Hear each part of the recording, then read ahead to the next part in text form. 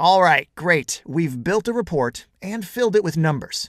We've formatted it nicely, and we added slicers. We've done everything we had to do. In this lesson, we will look at the report and try to imagine how it will be used in a real-life working environment. Our report shows the numbers that Drinko achieved in 2015 and 2016. It provides information about the volume sold by the company and the margins with which it operated. But let me ask you a question. Do you think aggregate numbers are useful when we want to analyze what drives performance? They can be useful, but only to a certain extent.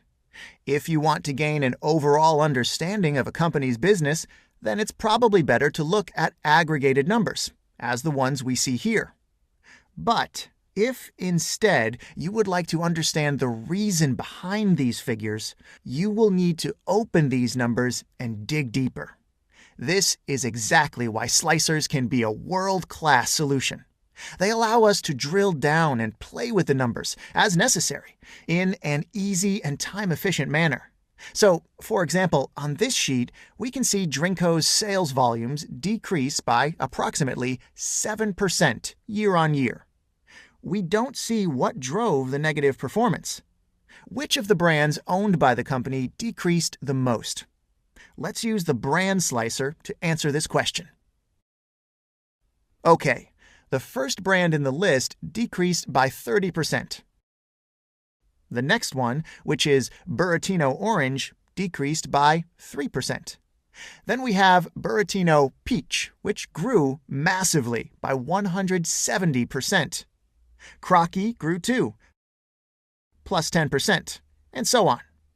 You can see how easy it is to find the top and worst performing brands.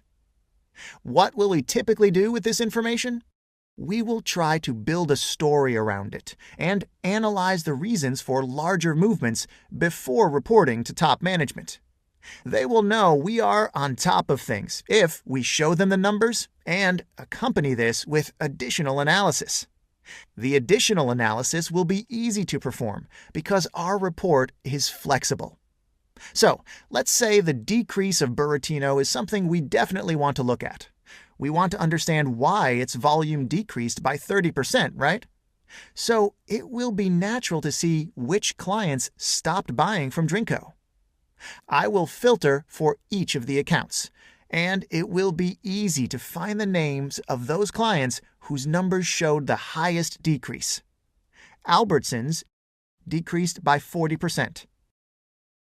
Costco, minus 8%. H-E-B, 44%.